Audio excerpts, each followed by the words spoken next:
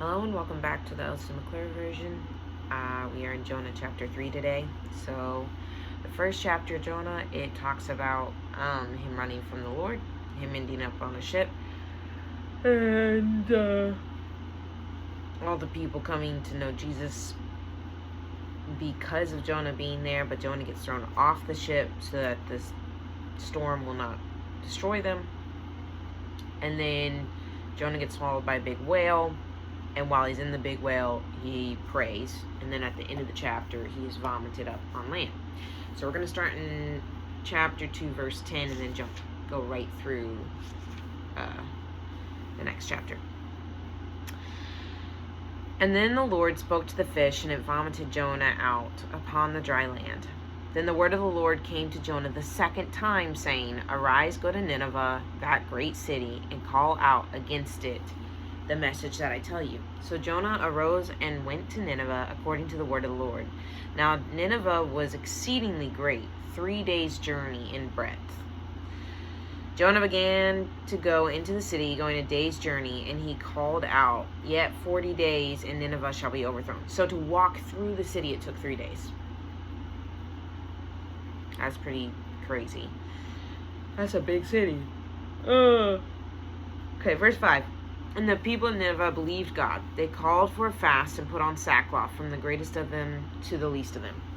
Now, I don't know if you've ever wondered, but these Ninevites would skin the Israelites. They were evil, horribly done things, all the time, okay? And yet, Jonah gets 1 day's journey in, and everybody's repenting. That's really interesting. Now, recently it came to my knowledge that Jonah actually, in this story, the Ninevites believed in a fish god who had a human, a human would come out of the fish god. And that was their god.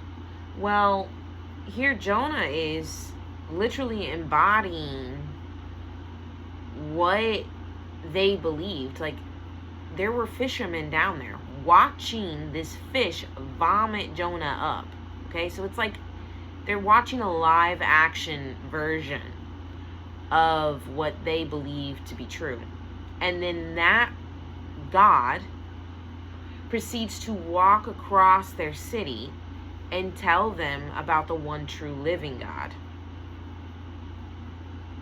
Well, if a false god I followed, if I did, suddenly was yo, you're following the wrong God, it's not me, it's this dude, I think that'd be pretty convincing, right? Alright, verse 6. The word reached the king of Nineveh, and he arose from his throne, removed his robe, covered himself with sackcloth, and sat in ashes, and he issued a proclamation and published through Nineveh, by the decree of the king and his nobles, let neither man nor beast, herd nor flock taste anything. Let them not feed or drink water, but let man and beast be covered with sackcloth, and let them call out mightily to God. Let everyone turn from his evil way and from the violence that is in his hands. Who knows? God may turn and relent and turn from his fierce anger, so that we may not perish. So the king is acknowledging the evil they've been doing, and now he is yo, don't eat or drink nothing. No person, no animal, nobody. We're all fasting together, okay? Verse 10. When God saw what they did, how they turned from their evil, God relented of the disaster that he had said he would do to them, and he did not do it. So God was merciful to them because of their repentance.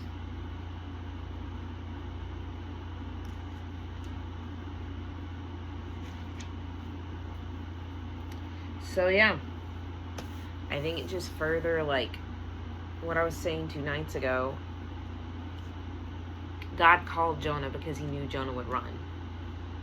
Because God knew that what needed to reach the Ninevites was going to be seeing Jonah come out of a fish.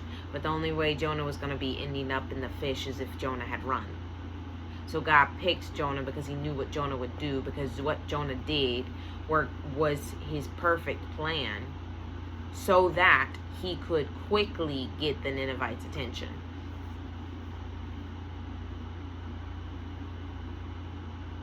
He's not asking us to be perfect, but he is asking for repentance, an acknowledgement that he is God and he's fully sovereign. Who knows? Have them cry out mightily to God. Who knows? God may turn and relent and turn from his fierce anger so that we may not perish. That's a wise king. Anyway, we got one more chapter in Jonah. We'll read it tomorrow. And that's it.